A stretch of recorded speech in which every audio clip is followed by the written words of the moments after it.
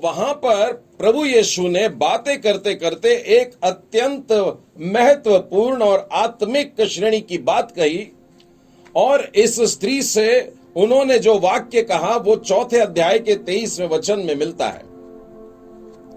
वो समय आता है, वरन अब भी है, जिसमें सच्चे भक्त पिता की आराधना आत्मा और सच्चाई से करेंगे, क्योंकि पिता अपने लिए ऐसे ही आराधकों को ढूंढता है।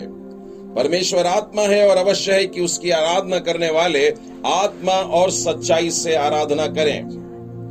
हम में से प्रत्येक जन परमेश्वर की आराधना करना चाहता है। अब बाइबल ये बताती है कि आराधना भले ही 100 लोग करें, लेकिन परमेश्वर उस भीड़ में कुछ लोगों को ढूंढ रहा है।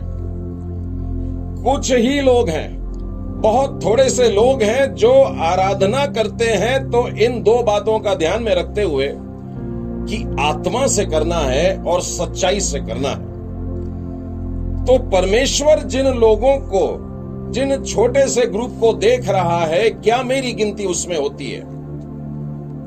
पिछली बार जब मैंने ये वाली बात कही तो जवानों में से एक ने इसका आंसर यूं बताया कि आत्मा से करना यानी अंकल अंदर से करना। मैंने कहा अंदर से कैसे करना? बोले मन से करना। मन से करने का मतलब यूं हो जाता है जैसे कि मेरा मन कह रहा है कि करूं तो करेंगे। गलत हो गया। मन कह रहा है और बाद में आपके मन की जो इच्छा होती है वो कह रही है, और जब मन में से निकलने वाली हमारी मर्जी करती है वो करते हैं। मतलब हम एक दिन अपनी मर्जी से कुछ करने लगते हैं और कहेंगे कि आत्मा ने बोल दिया। इस बात को ध्यान में रखें प्रियो कि कहीं हमसे ऐसी गलती ना हो जाए। हम परमेश्वर के सम्मुख जब जाएं तो इस इच्छा से जाना है कि सच्चाई को थाम के चलें, और यह कि हम आत्मा से उसकी आराधना करें। एक और बात मैंने देखा है, एक बार एक चर्च में ग्रुप लीडर लीड कर रहे थे और बहुत सुंदर तरीके से क्वायर गीतों को गा रहा था। 1 2 3 4 बहुत ऐसा लग रहा था कलीसिया को कि गाने गाते ही जाए। और उन गीतों के बाद में फिर उस ग्रुप लीडर ने कहा कि अब हम आराधना में जाएंगे। मैं सोच में पड़ गया, तो अभी तक क्या चल रहा था? आराधना कोई स्थान का नाम नहीं है और आराधना कोई समय विशेष नहीं है जिसमें हम लोग जाते हैं। बाइबल बताती है कि परमेश्वर का हर एक जन, परमेश्वर का हर एक डिसाइपल परमेश्वर की आराधना 24 घंटे करता है, या 24 घंटे उसको परमेश्वर की आराधना करना है। हम जो प्रार्थना करते हैं वो आराधना है। हम जो भेंट चढ़ाते हैं वो आराधना है। आपके अर्पण, आपके बलिदान आराधना है। आपका बाइबल पढ़ना आराधना है। आपका कार्य करना आराधना है। आपका हाथ उठाना आराधना है। ये सारी बातें मुझको आपको परमेश्वर के आराधक बनाती है। और याद रहे कि संडे का 1 घंटा हम लोग आराधना करते हैं, ये नहीं है। एक बड़ी सुंदर सी कहानी किसी ने मोबाइल पर, व्हाट्सएप पर भेजा था कि एक बार एरोप्लेन के सफर में एक परमेश्वर का सेवक जो कि एग्जीक्यूटिव क्लास में बैठा हुआ था, और वहां के जो सर्वर्स थे, एयर होस्टेस थे, उन्होंने एग्जीक्यूटिव क्लास होने के कारण ले जाकर उनको कुछ ड्रिंक्स दिए। और जब ड्रिंक सर्व कर रहे थे तो परमेश्वर के इस दास ने कहा, नहीं मैं नहीं लूंगा। उस बहन ने जो सर्व कर रही थी, एयर होस्टेस को लगा शायद मैंने कुछ गलत तरीके से की, और ये एग्जीक्यूटिव क्लास में ट्रैवल करने वाले बड़े ऊंचे लोग होते हैं, बड़े धनवान लोग होते हैं, बड़े घमंड वाले लोग रहते हैं। तो उसने अपने आप को व्यवस्थित की और फिर से एक बार उसने उस शराब को सर्व किया। तब उस पास्टर ने, जो परमेश्वर का सेवक था, उसने कहा, मैं फिर कहता हूं, मैं इस ड्रिंक को नहीं लूंगा, मैं अल्कोहलिक ड्रिंक्स को हाथ नहीं लगाऊंगा। और फिर वो एयर होस्टेस परेशान हो गई कि मेरे इतने साल की सर्विस में जब मैं ट्रैवल करती हूँ और मैं सब लोगों को सर्व करती हूँ और लोगों को देती हूँ, वे ले लेते हैं। उसने बताया, ये ऑन द फ्लोर है, इसकी कोई कीमत आपको देनी नहीं पड़ेगी, आपके टिकट में इनके पैसे ले लिए गए हैं। ये सारी बातें बताने के बाद भी परमेश्वर के सेवक ने कहा मैं इसे नहीं छूऊंगा। जब एयर होस्टेस बहुत ज्यादा इंसिस्ट करने लगी, तब उस परमेश्वर के सेवक ने कहा क्या आप मुझे पायलट से बात करने देंगे? वो बहुत हिचकिचाते हुए कही ठीक है, मैं आपको, उनका कोई मशीन थी इंटरकॉम से, मैं आपके पायलट की बात करवा देती हूँ। और इसने बड़े अदब से कहा कि अपने पायलट से कहिए कि ये शराब को पी लें। जब वो पायलट को ऑफर की गई तो पायलट ने गुस्से से बोला तुम ऐसे कैसे बोल सकते हो, मैं प्लेन चला रहा हूं, I am in the pilot seat और मैं अपने ड्यूटी के समय शराब नहीं पी सकता। एयर होस्टेस की जब समझ में नहीं आया तो वो पास्टर ने वही वाक्य जो पायलट ने कहा था दोहराया। जब हम ड्यूटी पे रहते हैं तो शराब नहीं पी सकते हैं। पायलट शायद उतरने के बाद में शराब पी लेगा, लेकिन मैं प्रभु यीशु का डिसाइपल हूं। I am disciple of Lord Jesus Christ and I am 24 hours on duty. मैं 24 घंटे परमेश्वर की ड्यूटी में रहता हूं, और जब मैं ड्यूटी पे रहता हूं तो मैं गलत काम नहीं कर सकता, मैं इस चीज को हाथ भी नहीं लगा सकता। मेरे प्रियो, मैं बताना यही चाह रहा हूं कि हम 24 घंटा परमेश्वर के आराधक हैं। ये मत समझना कि चर्च से बाहर निकल गए तो अपनी जिंदगी जी लेंगे, अपनी इच्छा से जी लेंगे। 1 घंटे के लिए, 2 घंटे के लिए आत्मा से सोच रहे थे वो कर देंगे, और बाद में मंडे से लेकर सैटरडे तक अपनी जिंदगी जिएंगे। यही सब बातें सामरी स्त्री भी कर रही थी। पहला पति, दूसरा, तीसरा, चौथा, पांचवा, छठवा। वो ये भी जानती थी कि सामरी लोग कौन से पर्वत पे जाके करते हैं और यहूदी लोग कौन से पर्वत पर जाकर आराधना करते हैं। प्रभु यीशु ने साफ कह दिया, कोई फिजिकल प्लेस से, कोई ज्योग्राफी से, तुम भूगोल से परमेश्वर को बांध नहीं सकते। परमेश्वर हाथ के बनाए हुए मंदिरों में नहीं रहता, वो यहां रहता है। और हम लोग परमेश्वर की आराधना लगातार 24 घंटे, और जब से होश संभाला तब से लेकर बुलाए जाने के दिन तक करते रहेंगे। प्रभु यीशु ने कहा कि परमेश्वर आज भी ढूंढता है। इवन टुडे, ये वाला वचन आज भी अप्लाई होता है 2020 में। आज इस मई महीने में, लॉकडाउन के समय में, परमेश्वर आज भी ढूंढ रहा है। किसे? आराधकों को। बहुत से आराधक है, मैंने कहा परमेश्वर उन आराधकों में से ढूंढ रहा है जो उसकी आराधना को आत्मा से और सच्चाई से करेंगे। यदि एक वाक्य में आप मुझसे पूछे कि आत्मा से करना मतलब क्या, तो मैं ये कहूंगा, परमेश्वर के पवित्र आत्मा के कहने पर, परमेश्वर के पवित्र आत्मा के समझाए जाने पर, परमेश्वर के पवित्र आत्मा के द्वारा अगुवाई पा करके जब हम परमेश्वर के सामने खड़े रहते हैं तो उसकी आराधना आत्मा से करते हैं। मैं इसके 2-3 उदाहरण आपको जब बताऊंगा तो यह बात स्पष्ट हो जाएगी कि आत्मा से आराधना करना क्या होता है। मैं सबसे पहले आपको उत्पत्ति की पुस्तक में लेकर के चलता हूं। उत्पत्ति की पुस्तक, जहां हमने पिछली बार सब कुछ समाप्त किया था। हमने उत्पत्ति का 22वां अध्याय पढ़ा था, जहां पर अब्राहम अपने बच्चे इसहाक को बलि चढ़ाने के लिए मोरिया में जाता है। और उसके बाद अब देखिए, इसहाक बड़ा हो गया है और अब्राहम बूढ़ा हो गया है। इसहाक अब शादी के लायक हो गया है, लेकिन अब्राहम अब इतना बूढ़ा हो गया है कि शायद वो अब इधर उधर ट्रैवल करने के लिए ताकत नहीं रखता है। और उसने अपने सेवक को बुलाया, और अपने सेवक को बुला करके उसको शपथ दिलवाया, मेरे बच्चे के लिए मेरे घराने में से ही बहू को लाना, अन्य जाति की बहू को मत लाना। और जब उसके सेवक ने यह शपथ खाया और उसके बाद निकल पड़ा, मैं आपको उत्पत्ति की पुस्तक उसके 24वें अध्याय के 10वें वचन से आगे ले चलता हूं। वहां पर लिखा है, तब अब्राहम का दास अपने स्वामी के ऊंटों में से 10 ऊंट, और वो भी छांट कर, मतलब 100 ऊंट होंगे, और उसमें से भी बढ़िया वाले, बेस्ट वाले, हेल्दी वाले, अच्छे वाले ऊंटों को लेता है, 10 लेता है। और उसके साथ में सब उत्तम उत्तम पदार्थों में से कुछ लेकर के चल पड़ा। उत्तम उत्तम पदार्थों में बहुत सारे खाने की वस्तुएं, बहुत सारे पहनने की वस्तुएं, बहुत सारे आभूषण हैं और प्रेशियस मेटल्स हैं। ये सारी चीजों को गिफ्ट्स के रूप में ले करके वो आराम के देश की ओर चल पड़ा, मेसोपोटामिया के देश की तरफ चल पड़ा, जो नाहोर के नगर के पास। उस दिशा में जाने के बाद लिखा है वो नगर के बाहर जो कुआं था वहां पर जा करके रुक गया। ये सनसेट होने का टाइम था और सूर्य ढलने के पहले गांव की बहनें फिर पानी भरने के लिए कुएं पर आने वाली थी। लिखा है उस समय अब्राहम के सेवक ने परमेश्वर से प्रार्थना की। अब वो पूछ रहा है परमेश्वर को कि मेरे को कैसे पता लगेगा कि इसहाक के लिए मैं कौन सी वाली बहू को लेकर के जाऊं, इसहाक की पत्नी होने के लिए किसको लेकर के जाऊं।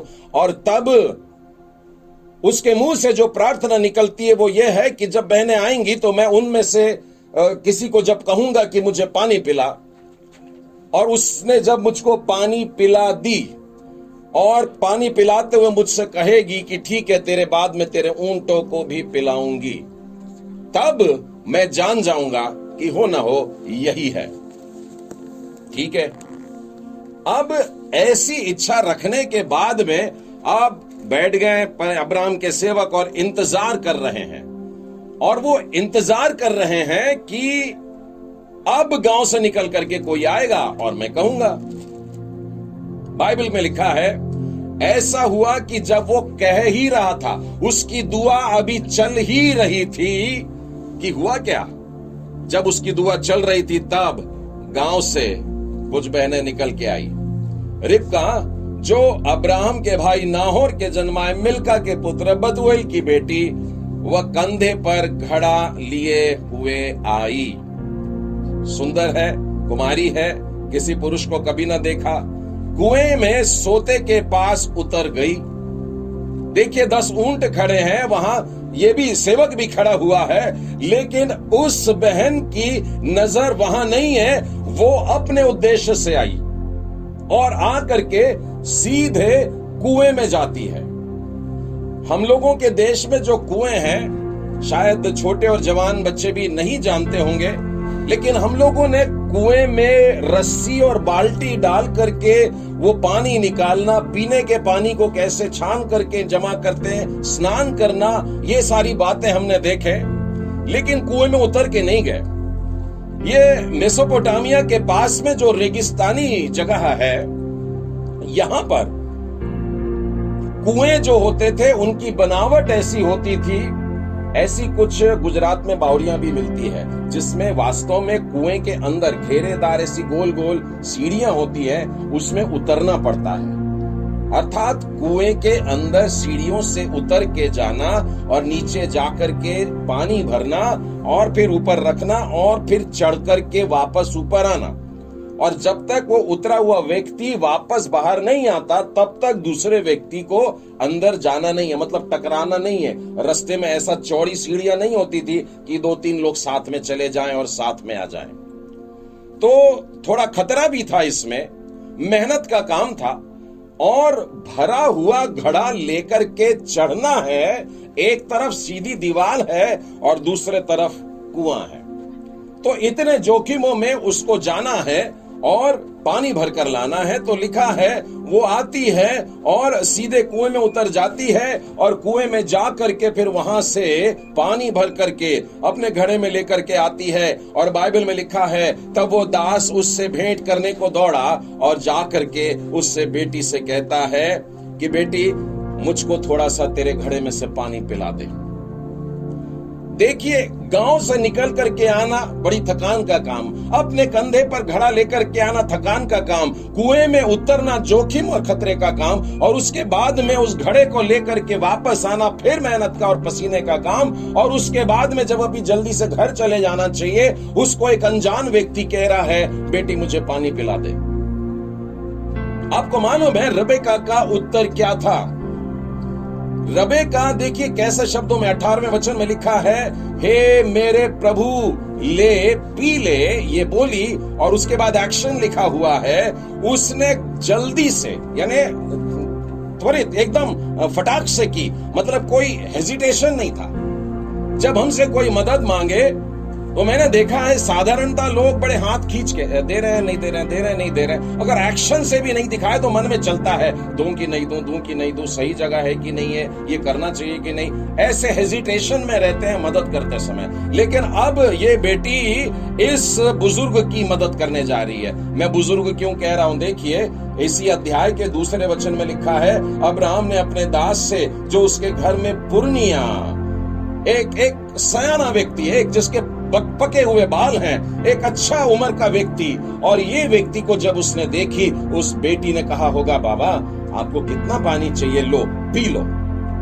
अब प्यास उतनी नहीं लगी थी इस सेवक को, प्यास तो उन शब्दों की थी कि अगर ये बेटी ने मुंह से कुछ बोल दी मेरे ऊंटों के लिए। आपको मालूम है उस सेवक ने क्या कहा था? प्रार्थना में उसने कहा था कि यदि वो मुझको पानी पिला करके कह दे कि तेरे पीछे मैं तेरे ऊंटों को भी पिलाऊंगी, सिर्फ कह दे। ध्यान देना कि सेवक ने बोला था सिर्फ बोल भी देगी तो मैं समझ जाऊंगा प्रभु जी। लेकिन रबेका करती क्या है? लिखा है जल्दी से अपने कंधे पर से घड़े को उतार करके, ध्यान देना आगे क्या लिखा है, हाथों हाथ, यानी कि घड़े को जमीन पे उतार के रख नहीं दी ले पी ले, परंतु उस भारी से घड़े को उतार के हाथ में पकड़ी है और धीरे धीरे टिल्ट कर रही है और उस बुजुर्ग व्यक्ति के पानी पीने की गति से उसके हथेलियों में डाल रही है और वो सड़क सड़क करके अपनी प्यास को बुझा रहा है। दुआ चल रही है, प्रभु जी यही है क्या? अगर है तो इसके मुंह से बुलवा दे। और देखिए वो पूरा पानी पी लिया और बड़ी निराशा में आ रहा हूँ, अरे इसने तो कुछ बोली नहीं। लेकिन लिखा है जब वह उस सेवक को पानी पिला चुकी तब उसने कहा, उसका पहला उद्देश्य यही था कि मैं इस सयाने बुजुर्ग व्यक्ति को उसकी प्यास से तृप्त कर दूं। प्रियो, रबेका के जीवन की तरफ ध्यान देना। अभी हम देखने वाले हैं कि आत्मा से आराधना कैसे होती है और रबेका आज अपनी आत्मा से आराधना कर रही है। और देखिए वो क्या करती है, पानी पिला दी और पानी पिलाने के बाद में कही, मैं तेरे ऊंटों को भी तब तक पानी भर भर के लाऊंगी जब तक वे पी ना चुके। आप इस वचन पर अगर गौर करेंगे तो आपको इस जवान लड़के की हिम्मत की दाद देनी पड़ेगी। यानी हम तो समझते थे कि भारी काम लड़कों का है, लेकिन ये एक लड़की है, कुमारी है, छोटी बच्ची है अभी और शादी की उम्र की हो गई होगी, लेकिन फिर भी उसकी हिम्मत देखो कि उसने 10 ऊंट देखे। अब आज कार्यक्रम को सुनने वाले बहुत से स्कूल के भी बच्चे होंगे। स्कूल के बच्चों से मैं पूछता हूं, बताइए मुझको कि ऊंट, देखिए उसने छांट के लाया था, मतलब ऐसे मरियल से ऊंट नहीं थे, बच्चा ऊंट भी नहीं थे, सब हट्टे कट्टे ऊंट थे, बढ़िया वाले ऊंट थे। और जब ये लोग आते हैं तो उनको पानी पिलाने का है। एक ऊंट, एक नॉर्मल अडल्ट ऊंट एक बार में कितना पानी पीता है? जो नहीं जानते वो इंटरनेट पे सर्च कर सकते हैं कि नॉर्मली एक बार ऊंट ने पानी पिया तो 200 से 300 लीटर तक पानी पीता है। 200 to 300 लीटर्स एक ऊंट। एक बार घड़े में कितना आता है? एक घड़ा जो उसने अपने कंधे पर रख करके लाई होगी, मैं अंदाज लगाता हूं कि 10 किलो का या 10 लीटर से लेके 15 लीटर तक, यानी बड़ा वाला घड़ा भी सोच लें तो 15 लीटर तक। तो चलिए 300 लीटर पीने वाले ऊंट को हम पूरा नहीं पिलाएंगे, आधा ऊंट। हालांकि रबेका ने बोली है भर भर के, मतलब उन लोग जब तक तृप्त नहीं हो जाते तब तक पिलाऊंगी। पर मान भी लें कि हर एक ने 150 लीटर ही पिया, मतलब 10 है, तो एक बार यानी एक ऊंट के लिए इस बहन को 15 लीटर भरने के लिए, 150 लीटर भरने के लिए 10 बार कुएं में उतरना पड़ेगा। एक ऊंट के लिए अगर 10 बार कुएं में जाना पड़ेगा तो 10 ऊंट के लिए कितनी बार जाना पड़ेगा? 100 बार जाना पड़ेगा। समय हो रहा है, दिन भर की थकान है, शाम हो रही है, लेकिन उस बहन ने सिर्फ कही नहीं। आप बाइबल पढ़िएगा, आपको पता लगेगा जैसा उसने बोली थी उसने वैसा ही की। और लिखा है तब वह तुरंत, उसका एक्शन देखिए, वो जल्दी से घड़े को उतारती है, जल्दी से उसको पीने को देती है, बोलती मैं इनको भी पिलाऊंगी, और दौड़ करके जा रही है। फिर कुएं में गई और उसने फिर वहां से भर करके लाई और ऊंटों के लिए उसने पानी उंडेलना शुरू किया। और 21वें वचन में लिखा है कि सेवक शांत होकर के सिर्फ देख रहा है। मैंने तो प्रभु जी आपसे कहा था कि सिर्फ बोल देगी तो भी हो जाएगा, ये तो सच में पानी पिला रही है, स्टैंप लगा देता हूं, यही है, हो ना हो यही है। और लिखा है कि देखता ही रह गया, और जब सारे ऊंट पी चुके, मतलब इस सेवक की प्यास भी बुझी और साथ में 10 ऊंटों ने पानी भर लिया। और उसके बाद वो गई और तब उसने अपने लिए या अपने घराने के लिए मटके में पानी भरा। मेरे और आपके जीवन की जो प्रायोरिटी होती है वो कैसी है? जब मैं कुछ लेकर के आता हूं अपने लिए, अपनी कमाई का ही है, तो मैंने देखा है कि हम लोग उसमें से जरूरी वाला पहले अलग कर देते हैं। बहुत कम परिवार है जहां मैंने यह भी देखा है कि पहला हिस्सा परमेश्वर का है और उसके बाद वो अपने आप को इसमें देखते हैं और ढालते हैं। लेकिन बहुत से लोग वो होते हैं जो बचा कुचा परमेश्वर को देना जानते हैं और उस तरीके से जीते हैं। ये आत्मा की सेवकाई नहीं है। एक और बात, इस बिटिया को किसने बताया कि ऊंटों को पानी पिला?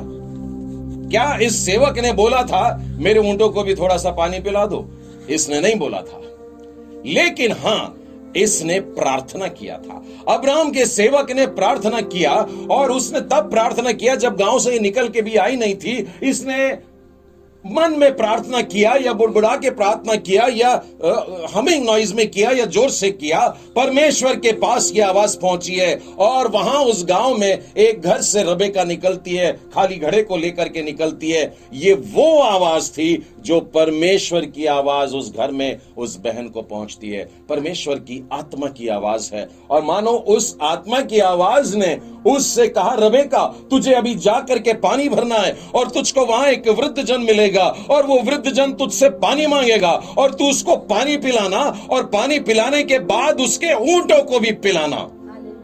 ये परमेश्वर की आवाज थी और ये परमेश्वर की आवाज की आज्ञाकारी रही और परमेश्वर की आवाज की सुनकर परमेश्वर की आराधना उसने आत्मा से करी, क्योंकि उसने आत्मा के चलाए चली। परमेश्वर के जनों की पहचान है प्रियो, वे रुकते नहीं है कि कोई मेरे से मदद मांगेगा तब मैं करूंगा। परमेश्वर के लोगों की पहचान है कि वो मौका ही ढूंढते हैं कि कब किसको जाकर के सहायता करें। रास्ते में कोई गिरा पड़ा दिख गया तो तब तक मत रुकना। आजकल मैंने देखा है जब रास्ते के किनारे किसी का एक्सीडेंट हो जाए तो 25 लोगों की भीड़ लगती है और 25 के 25 लोग अपना अपना मोबाइल निकाल करके उसकी रिकॉर्डिंग करते, उसका खून बह रहा है और बहुत तड़प रहा है, हाय कितना भयानक लग रहा है, और फिर व्हाट्सएप पे डाल के सारी दुनिया को बता देते हैं।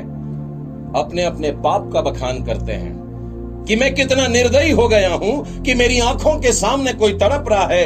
अंत के दिनों में परमेश्वर ने कहा लोगों का प्रेम ठंडा पड़ जाएगा। लोग किसी को तकलीफ में देख करके भी वीडियो बनाते रहेंगे मेरे प्रियो। लेकिन मसीह लोगों की पहचान है, विश्वासियों की पहचान है, वे आत्मा से आराधना करते हैं, वे आत्मा की आवाज सुनते हैं। ये प्रभु यीशु मसीह के जीवन शैली थी। मैं एक और उदाहरण आपको ले चलता हूं, यूहन्ना के 5वें अध्याय में। आइए, पिछली बार 4था किए थे, 5वें अध्याय का एक छोटा सा पोर्शन देखते हैं। यहां पर लिखा है, यरूशलेम में भेड़ फाटक के पास एक कुंड है जो इब्रानी भाषा में बैतसैदा कहलाता है। उसके 5 ओसारे, इनमें बहुत से बीमार, अंधे, लंगड़े, सूखे अंग वाले पानी के हिलने की आशा में पड़े रहते थे, क्योंकि नियुक्त समय पर परमेश्वर के स्वर्गदूत कुंड में उतरकर पानी को हिलाया करते थे। पानी हिलते ही जो कोई पहले उतरता था वो चंगा हो जाता था, चाहे उसकी कोई भी बीमारी क्यों ना हो। अगला वचन ध्यान से सुनिएगा। वहां एक मनुष्य था जो 38 वर्ष से बीमारी में पड़ा था। 38 ईयर्स से वो बीमारी में पड़ा था, ऐसा बाइबल बताती है। प्रभु यीशु ने जब अपनी सेवकाई शुरू की तो 30 बरस के, और 3.5 बरस करी, मतलब 33.5। इसका मतलब यह है कि प्रभु यीशु मसीह के पैदा होने से भी पहले यह व्यक्ति बीमार पड़ा है। इमेजिन, प्रभु यीशु मसीह के पैदा होने से पहले, और मैं समझता हूं कि प्रभु यीशु अपने मम्मा के साथ में, पापा के साथ में हर साल फसह के पर्व पर यरूशलेम आया करते थे। और यरूशलेम जब आते होंगे तब वहीं पर भेड़ फाटक के पास से जब गुजरते होंगे तो एक बीमार व्यक्ति को देखते थे। अगले साल आए फिर से उस बीमार व्यक्ति को देखते थे। लोग बदलते जा रहे हैं, चेंज होते जा रहे हैं। लोग आते चंगे होते चले जाते, बीमार आते चंगे होके चले जाते, बीमार आते पानी हिलता जल्दी से उतर जाते, चंगे होकर के चले जाते। लेकिन ये व्यक्ति प्रभु यीशु मसीह के जन्म से लेकर, उसकी लड़कपन से लेकर, जवानी से लेकर अब उसकी सेवकाई शुरू हो गई, अब तक वहीं पर पड़ा है, 38 बरस से पड़ा है। अब इसने प्रभु यीशु मसीह को नहीं पुकारा, लेकिन लिखा है यीशु उसके पास में गया। यीशु ने उसे पड़ा हुआ देखकर और यह जानकर कि वो बहुत दिनों से इस दशा में पड़ा है, उससे पूछा, क्या तू चंगा होना चाहता है? मुझसे बहुत सारे जवान लोग ये प्रश्न करते हैं, अंकल वो बेतसैदा कुंड के पास में तो बहुत सारे बीमार लोग होंगे, 10 होंगे, 20 होंगे, 100 होंगे, न जाने कितने होंगे। प्रभु यीशु ने उन सारे लोगों को चंगा क्यों नहीं किया? प्रभु यीशु सिर्फ इस एक के पास में आकर के क्यों करते हैं? मेरे प्रियो, इस घटना को ध्यान से अगर आप पढ़ेंगे, इस घटना को मैंने कम से कम 10, 15, 20, 25 बार पढ़ा, तब उस घटना में मानो बेतसैदा कुंड के पास में जाकर के बैठने को मिला। और परमेश्वर ने इस घटना से जुड़ी हुई ऐसी ऐसी बातें स्पष्ट की जो यहां पर कहीं कहीं शब्दों में भी नजर नहीं आती है, पर फिर भी पहले आपको शब्दों में लेकर के चलता हूं। जब यीशु ने उससे कहा कि क्या तू चंगा होना चाहता है, तो उस व्यक्ति ने चंगा होने का प्रोसीजर यीशु को बोल करके बताया और उसने कहा, हे प्रभु जी, मेरे पास कोई मनुष्य नहीं। यानी चंगाई के लिए पहली आवश्यकता थी कि कोई मनुष्य हो, कोई मेरे पास में हो, कोई मेरा बेटा हो, कोई मेरा भाई हो और मुझको पकड़ के रखे। और किस लिए मालूम है? उसे इंसान का सहारा इसलिए कि जब स्वर्गदूतों द्वारा पानी हिलाया जाए। वहां पर जो कुंड था, बेतसैदा का कुंड था, उसकी एक विशेषता थी कि कभी कभी अचानक वो पानी में उबाल सा आ जाता था, पानी में लहरें उफरने लगती थी और परमेश्वर का दूत मानो आकर के उसमें खेल रहा हो। और ऐसे समय में लिखा है, जो भी कोई उस कुंड में पहली बार उतर जाए, तो एक मनुष्य का होना जरूरी है। मेरे पास में कोई मनुष्य नहीं। फिर एक नियत समय रहता है, स्वर्गदूत न जाने कब आएगा और उस पानी को हिला लेगा। और लिखा है कि वो सहारा देकर मुझे उस कुंड के पास लेकर के जाए और उसमें मुझे उतारे, क्योंकि मेरे पहुंचते पहुंचते दूसरा मुझसे पहले उतर जाता है। इससे मैं ये अंदाज लगाता हूं कि इस व्यक्ति को जो बीमारी है, ये साधारण लंगड़ेपन की नहीं है। लंगड़े लोगों को भी मैंने दौड़ते दौड़ते काम करते देखा है। सिर्फ टुंडापन नहीं है, सिर्फ अंधा नहीं है, सिर्फ बहरा नहीं, मुक्का नहीं, इसका कोई भयानक लेवल की पैरालिसिस होगी कि ये उस स्थान में है और बिल्कुल 4 कदम दूर, या हो सकता है कि मैं जल्दी जाऊं करके वो कुंड के बिल्कुल पास में पड़ा रहता होगा कि जब पानी हिलेगा तो मैं करवट बदल के अपने आप को उसमें गिरा लूंगा। लेकिन उसकी तकलीफ में वो इतना भी नहीं कर पा रहा था। इसका मतलब वो शरीर से बिल्कुल बेजान सा था, एकदम स्टिल था, वो हिल फिर नहीं सकता था। उसे एक सहारे की जरूरत थी और उसके पास कोई सहारा नहीं था। उसका बाप उसके पास में नहीं था, उसकी पत्नी उसके पास में नहीं थी, उसका बच्चा उसके पास में नहीं था, उसके भाई बहन उसके पास में नहीं थे, कोई उसके पास में नहीं था जो उसको सहारा देता और उसको पानी में उतार देता। पर इंतजार कर रहा है। वो बेतसैदा कुंड से दूर नहीं गया। वो जानता था एक न एक दिन मेरे को इस पानी में उतरने को मिलेगा। और जब मैं इन बातों पे मनन कर रहा था और जैसे मैंने आपसे कहा, मैं बेतसैदा कुंड के पास पहुंच गया, तब एक बड़ा विचित्र सा दर्शन मुझको दिखाई दिया। और मैंने देखा कि मैं एक ऐसे कुंड के पास में बैठा हूं जहां पर एक पैरालिटिक व्यक्ति बैठा है। और तब अचानक वो पानी में हलचल हो गई और मैंने देखा कि 38 बरस का ये बीमार व्यक्ति घसीटते घसीटते जाने लगा। और उसने दाएं देखा, बाएं देखा, आज बेतसैदा कुंड के पास में कोई भी नहीं है। और प्रभु को धन्यवाद दिया, परमेश्वर आज मेरी चंगाई का दिन है। और उसके तरफ बढ़ते बढ़ते बढ़ते पानी में जैसे ही उतरने को देखा, तो वहां से मैंने देखा कि एक माँ बाप अपने छोटे से बच्चे को दौड़ते दौड़ते लेकर के आ रहे हैं, और जब वे कुंड के पास में आए तब उसको देखे कि ये उतरना चाह रहा है और उसने अपने बच्चे को देखा कि वो मर रहा है।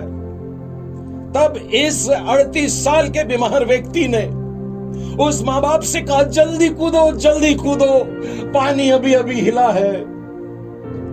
और वो माँ बाप उस बच्चे को लेकर के पानी में उतरे और उसको उसमें से निकाला, और बच्चा खड़ा हो गया और बच्चा नाचने लगा, और बच्चा बहुत स्वस्थ था। और 38 साल से बीमार ये पैरालाइटिक भी हंसने लगा और खुश हो गया कि हाय कितनी खुशी की बात। और जब वो बच्चा खेलते खेलते वापस जा रहा था, ये घसीटते घसीटते वापस अपनी जगह पर आया और एक पत्थर से टिक गया। बोला, कोई बात नहीं प्रभु जी, दूसरी बार। आत्मा की आवाज देखिए मेरे मित्रों, यहां पर दो व्यक्ति मैंने देखा जो आत्मा की आवाज सुन रहे हैं। बहुत से लोग जब बीमार पड़ते हैं ना तो चर्च जाना छोड़ देते हैं। बहुत से लोगों पे जब तकलीफ आती है तो बाइबल पढ़ना ने छोड़ देते हैं।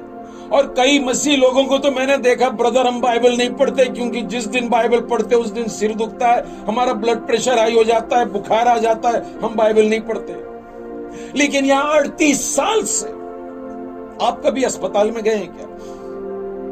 अस्पताल में 10 दिन जाकर के रहे हैं। मैंने देखा है अस्पताल में 4 दिन नहीं होते हैं कि चिड़चिड़ापन आ जाता है, चीखना चिल्लाना आता है, मैं नहीं रहता या मेरे को जाना है। 4 दिन नहीं होते हैं, डॉक्टर से बात कर लो डिस्चार्ज कब दे रहे हैं। हम यहां पर पड़े नहीं रहना चाहते, लेकिन 38 साल से ये व्यक्ति बस एक बात का इंतजार कर रहा था, और वो जानता था कि मेरे को परमेश्वर चंगा करेगा। मेरे प्रियो, आपका वेटिंग पीरियड कितना भी क्यों नहीं है, लेकिन अगर आप आत्मा के चलाए चलते हैं, यदि आप पड़े पड़े, देखिए पैरालाइटिक पेशेंट भी आत्मा के अनुसार आराधना कर सकता है। और जब उसने उस बच्चे को पानी में उतरने दिया, तभी वास्तव में हुआ ये कि वो आत्मा के द्वारा उसकी आराधना कर रहा था। वो जानता था कि ये बच्चे हैं, ये मासूम है, ये परमेश्वर के राज्य में सामने खड़े रहने वाले लोग हैं, ये बालक हैं जिनका स्वर्ग का राज है, सोई का है। ये सब बातें जानने वाले ने उसको चंगाई के लिए रुक गया। मैं 38 साल से रुका आ रहा, कोई बात नहीं बेटा, एक और साल रुक जाऊंगा, थोड़ा समय और रुक जाऊंगा, अभी तू चंगा हो। ये आत्मा की आवाज सुन करके उसको मौका देना था। ये अपने स्वार्थ के लिए नहीं कूदा पानी में कि मैं चंगा होऊंगा, मैं बहुत सालों से रुका हूं, तुम लोग बाद में आना। परंतु आत्मा ने कहा, रुक जा क्योंकि तेरे लिए एक बड़ी चंगाई है। रुक जा क्योंकि यीशु खुद आके तुझे छुएगा। रुक जा क्योंकि सृष्टिकर्ता परमेश्वर तेरे पास आकर तुझसे बात करेगा। जब हम इस आत्मा की आवाज को सुनते हैं, जब हम आत्मा से आराधना करना सीखते हैं प्रियो, हम परमेश्वर के एकदम करीब रहते हैं। परमेश्वर ऐसे ही आराधकों को ढूंढता है,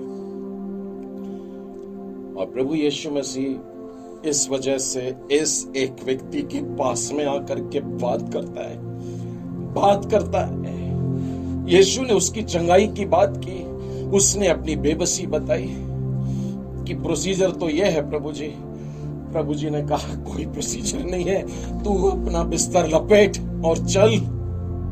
आज तो सबत का दिन है, मत बता, क्योंकि सबत का दिन हमारे लिए है, हम उसके ऊपर राज करने वाले हैं। चल अपना बिस्तर लपेट ले और यहां से चल। उसे पानी में उतरने की जरूरत नहीं थी, उसे वो सारे प्रोसीजर करने की जरूरत नहीं थी, क्योंकि वो शारीरिक मनुष्य था ही नहीं। बाइबल कहती है जो शारीरिक मनुष्य होता है उसकी सोच भी शारीरिक होती है, उसका हीलिंग प्रोसीजर भी शारीरिक होता है। लेकिन जो आत्मिक मनुष्य होता है वो आत्मा के चलाए चलता है, वो आत्मा के द्वारा आराधना करता है, उसकी चंगाई आत्मिक होती है। वो आत्मा देने वाले परमेश्वर के सामने खड़ा रहता है, उससे बात करता है, और ये बंधन जो संसार के शारीरिक नियम है उन पर काम नहीं करते हैं। पुराने नियम में से एक छोटा सा उदाहरण बताना चाहूंगा, मेरे साथ में खोलिएगा 2 शमूएल और उसके 9वें अध्याय में। दाऊद ने पहले वचन में लिखा है, दाऊद ने पूछा, क्या शाऊल के घराने से कोई बचा है जिसके ऊपर मैं प्रीति दिखाऊं? शाऊल कौन था? इजराइल का पहला राजा। दाऊद के साथ क्या रिश्ता था? जान का दुश्मन। शाऊल अगर कहीं दाऊद को देख लेता तो उसको भाले से मार करके उसको खत्म कर डालना चाहता है। अपने सैनिकों को दौड़ा देता, दाऊद को लेकर आओ, उसको मार डालो। क्योंकि शाऊल ने मारा था हजारों को और दाऊद ने मारा था लाखों को। यहां से शारीरिक मनुष्य अंदर काम करने लग गया। बाइबल कहती है परमेश्वर का आत्मा उस पर से उठ गया, शाऊल में से निकल करके अब दाऊद में परमेश्वर का आत्मा निवास करता है। अब शाऊल बन गया शारीरिक आदमी और दाऊद बन गया आत्मिक आदमी। अब दाऊद आत्मा से आराधना करने वाला बन गया और परमेश्वर का आत्मा दाऊद से कहता है तुझको प्रेम करना है। और किसके साथ? जो तेरी जान के दुश्मन है उसके साथ। और दाऊद को किसी ने बोला नहीं, उसके मंत्रियों ने बोला नहीं, उसकी पत्नी में से किसी ने बोला नहीं, लेकिन दाऊद कहता है मुझको बताओ कि क्या शाऊल के घराने में से कोई है जिसको मैं अपनी प्रीति दिखाऊं। परमेश्वर की आत्मा ने करेक्शन करवाया उसको। और मालूम है क्या बोला? वहां पर लिखा है तीसरा वचन, राजा ने पूछा क्या शाऊल के घराने में से अब तक कोई बचा है जिसको मैं परमेश्वर की सी प्रीति दिखाऊं। तो देखिए, शारीरिक मनुष्य अपना प्रेम दिखाना चाहता है, लेकिन जब आत्मा ने कहा नहीं रुक जा, तेरा वाला प्रेम नहीं, परंतु जो आत्मा तुझ में रहता है उसका प्रेम की बात कर। और तब दाऊद ने अपने सेंटेंस को चेंज किया और वही प्रश्न फिर से पूछा और बोला शाऊल के घराने में से क्या कोई है जिसको मैं परमेश्वर की सी प्रीति दिखाऊं। क्या हम अपनी सेवा परमेश्वर के लिए करते हैं? परमेश्वर की जगह में होकर करते हैं? परमेश्वर का आत्मा जब हम में निवास करता है क्या उसमें से होकर करते हैं? और जब उसे बताया गया कि हाँ एक लड़का है, और मालूम है कैसे बताए उसको, जो वचन पढ़ेंगे ना तो बड़ा दुख होता है। उससे कहा गया कि हाँ शाऊल के बेटे योनातान का एक बेटा तो है जो लंगड़ा है। अभी नाम भी नहीं बताया कौन, उम्र भी नहीं बताया कैसा, दिखने में कैसा, कुछ नहीं, लंगड़ा है। यानी इसकी पहचान थी कि यह लंगड़ा है, इसकी पहचान थी कि यह क्या गिरा हुआ है, बदतर है, बीमार है, पापी है। परमेश्वर कह रहा है मैं जैसी प्रीति रखता हूं वैसी प्रीति तू रख करके दुनिया को बता कि परमेश्वर कैसा प्रेम करता है। और परमेश्वर की आत्मा के चलाए एक राजा देखिए क्या करता है। राजा के पास में सारे अधिकार है कि शाऊल के घराने के सारे लोगों को खत्म कर डाले और अपनी आंखों के सामने इनको रखे भी ना, लेकिन एक राजा अपने दुश्मन के बेटे को ला करके अपने मेज पर बैठाता है।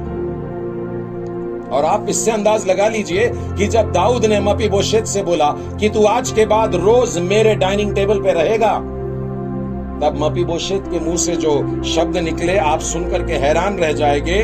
वो कहता है 8वें वचन में, दंडवत करके कहता है, उसके सामने गिर के कहता है तेरा दास क्या है कि तू मुझ ऐसे मरे कुत्ते की ओर दृष्टि करे। दाऊद राजा के सामने वो एक मरा कुत्ता था, एक दुर्गंध देने वाला कुत्ता था, एक पापी, एक लंगड़ा, एक दुश्मन का बेटा, और सब प्रकार की बुरी बातें बोल सकते हैं, लेकिन परमेश्वर की प्रीति के सामने ये सब कुछ नहीं है। परमेश्वर का प्यार बहुत महान है, उसको कोई नाप नहीं सकता। तो दाऊद ने परमेश्वर की आत्मा की आवाज को सुन करके परमेश्वर की आराधना किया। आत्मा से आराधना करना देख रहे हैं। परमेश्वर दाऊद के लिए एक बड़ा सुंदर वाक्य बोलता है, प्रेरितों के काम में पढ़िएगा, a man after God's own heart. एक ऐसा जन जो परमेश्वर के मन के अनुसार, आत्मा के अनुसार चलता हो। आज यही बात चाहिए हमें कि हम परमेश्वर की आत्मा की आवाज के अनुसार जिए। यही हमारी आत्मिक सेवा होती है, यही हमारी आत्मिक आराधना है। एक आखिरी उदाहरण बता करके फिर समाप्त करूंगा। इस उदाहरण में डायरेक्टली लिखा है, क्योंकि अभी तक के 3 उदाहरणों में यह कहीं नहीं था कि परमेश्वर का आत्मा कह रहा है, इसीलिए मैंने ये चौथा उदाहरण ऐसा वाला चुना जहां पर स्पष्ट बोले कि क्या करना है, जबकि वो करना नहीं चाहिए था शारीरिक मनुष्य को। मैं प्रेरितों के काम और उसके 9वें अध्याय में आपको ले चलता हूं। और 9वें अध्याय में आप जानते हैं कि एक बड़ी सुंदर सी घटना घटी है। शाऊल के जीवन में एक आश्चर्य कर्म हुआ है और उसका हृदय परिवर्तन होने वाला है। दमिश्क के मार्ग से जा रहा है और हाथ में गवर्नर से एक चिट्ठी लेकर के आ गए हैं कि वहां जा रहा हूं और उस शहर में जितने भी मसीह के अनुयायी मिलेंगे, जितने बाइबल पढ़ने वाले, जितना यीशु का सुसमाचार सुनाने वाले मिलेंगे, उन सबको गिरफ्तार करूंगा, चाहे वे पुरुष हो, चाहे स्त्री हो, चाहे बच्चे हो, और उनको जेल खाने में डालूंगा, उनकी पिटाई करूंगा, और उससे भी ज्यादा कुछ हो सकता है। और जब वो ऐसे विचार को लेकर के दौड़ा जा रहा है, तब उसको आधे रास्ते में दमिश्क के निकट पहुंच चुका है। वहां पर प्रभु यीशु मसीह का दर्शन होता है और उसका नाम लेकर के यीशु उससे बात करता है, और पहली बार यीशु के शब्द उसके कानों में पड़ते हैं। और जब वो पूछता है, प्रभु तू कौन है, तो उस आवाज ने कहा, मैं यीशु हूं जिसे तू सताता है। ये सताता था मसीही लोगों को, लेकिन मसीह बोल रहा है कि तू मुझे सताता है। मेरे प्रियो, जब आप यीशु के नाम से एक चांटा भी खाते हैं तो सोचिए दर्द कहां होता होगा। जब लोग आपको डंडे से पिटाई करे तो वास्तव में सोचिए डंडे किसको पड़ रहे हैं। यीशु ने कहा, मैं यीशु हूं जिसको तू सताता है। और उसके बाद में लिखा है कि उसके बाद शाऊल अंधा हो गया है। प्रभु ने उसको आज्ञा दिया कि तुझको बताया जाएगा कहां जाना है, और तू आगे के नगर में जा, और वो घर दिखाया जहां पर तुझको रहने का है, और बाद में 3 दिन के बाद में तेरी कुछ उद्धार की बात होगी। 3 दिन तक खाया नहीं, पिया नहीं। 9वें वचन में लिखा है 3 दिन तक वो देख नहीं सका, 3 दिन तक कुछ खाया नहीं, 3 दिन तक कुछ पिया नहीं। एकदम पक्का उपास किया, फास्टिंग प्रेयर, अंधा, आंखें बंद, सिवाय प्रार्थना के कुछ नहीं। इन 3 दिनों में अपने 30 साल की जिंदगी के पाप को याद किया और यीशु के सामने रोने लगा और पश्चाताप करने लगा। इसके बाद में देखिए क्या होता है। अगर ये बात नहीं होती तो मैं समझता हूं परमेश्वर एक और दिन बोलता, उसको 4था दिन भी, 5वां दिन भी, 6वां, 7वां, मैं रुकने को तैयार हूं, लेकिन आज तेरी आंखों को धुल जाना जरूरी, तेरे पाप का धुल जाना जरूरी है। और 3 दिन के बीतने पर देखिए परमेश्वर क्या करता है। उसी शहर में यानी दमिश्क में हनन्याह नामक एक चेला था, उससे प्रभु ने दर्शन में कहा, हे हनन्याह, नाम लेकर के बुलाया। उसने कहा, हाँ प्रभु जी बोल। पहचानता है आवाज किसकी है, तुरंत बोला, प्रभु जी बोल। तब प्रभु ने उससे कहा, उठकर उस गली में जा जो सीधी कहलाती है, और यहूदा के घर में शाऊल नामक एक तरसुसवासी को पूछ ले, क्योंकि देख वो प्रार्थना कर रहा है। एड्रेस बता दिया।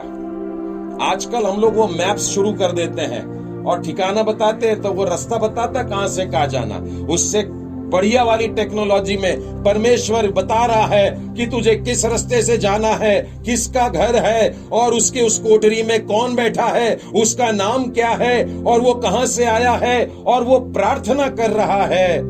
और उसने हनन्याह नामक एक पुरुष को भीतर आते और अपने ऊपर हाथ रखते देखा है, ताकि फिर से दृष्टि पाए।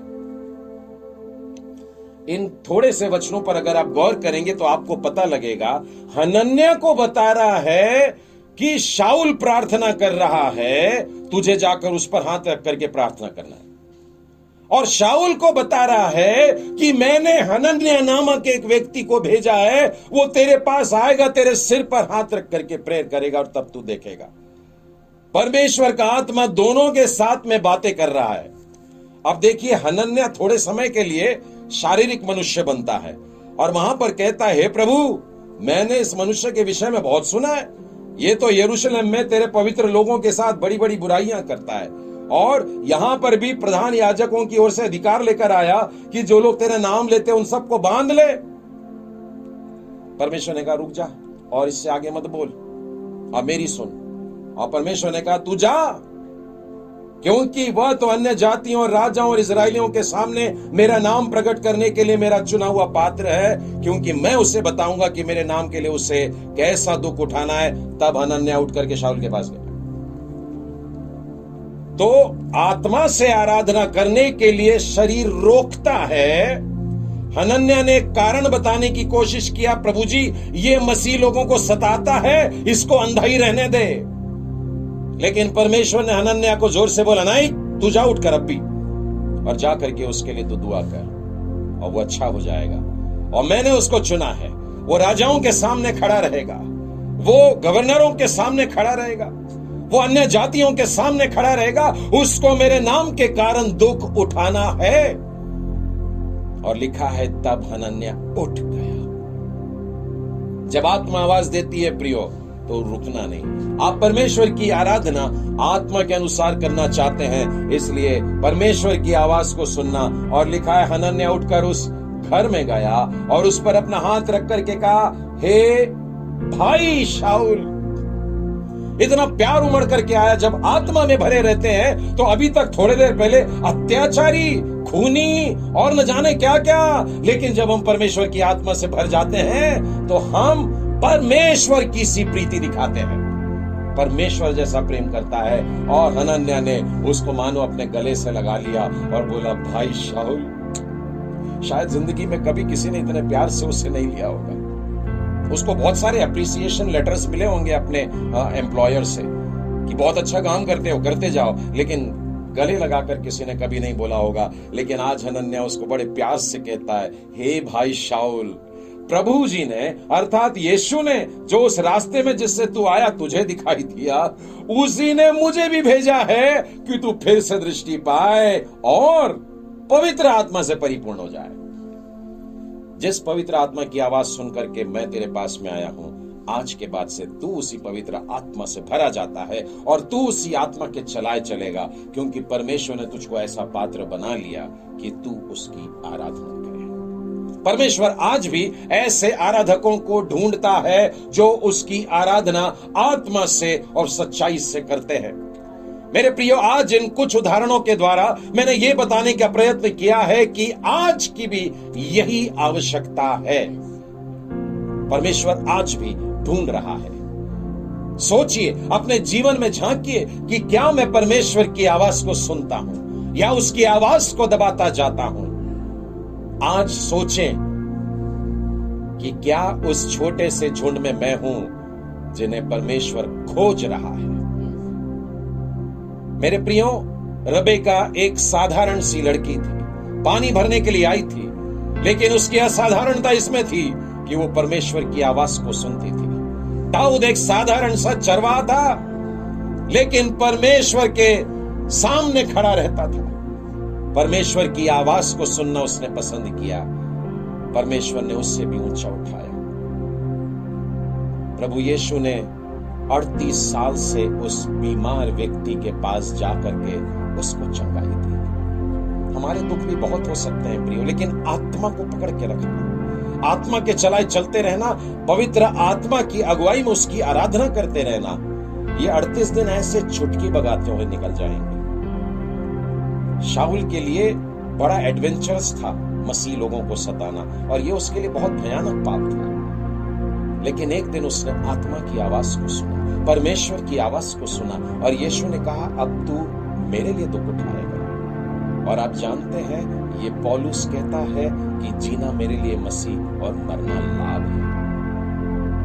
प्रभु यीशु के लिए मर जाने को तैयार है, क्योंकि आत्मा के चलाए चलता है। उसने जीवन में प्रवेश कर चुका है, वो जानता है कि उस पार क्या है, इसलिए वो कहता है, मैं दौड़ करके अब भी प्रभु जी से जाकर के मिलना चाहता हूं। आत्मा के चलाए चलने वाले लोग यही पहचान करते हैं। आइए हम लोग प्रार्थना करें। सर्वशक्तिमान प्रेमी परमेश्वर पिता, आज के पवित्र वचनों के लिए धन्यवाद देते हैं। प्यारे प्रभु जी, एक सामरी स्त्री के साथ में एक ऐसे व्यक्ति जिसके लिए यहूदी लोग समझेंगे कि ये कौन है और ये स्वर्ग के लायक नहीं है, लेकिन आपने मानो से अब्राहम की बेटी कहा। वो संसार की पहली इवेंजलिस्ट बन गई और जाकर के उसने सारे गांव को बचाया। वह प्यारे परमेश्वर पिता, आपने अपने एक लौते के द्वारा उस सामरिया में, उस छोटे से सुखार नामक गांव में प्रचार करवाया, एक स्त्री के द्वारा, जिससे आपने कहा, परमेश्वर आज भी अपने आराधकों को ढूंढता है जो उसकी आराधना आत्मा से और सच्चाई से करते हैं।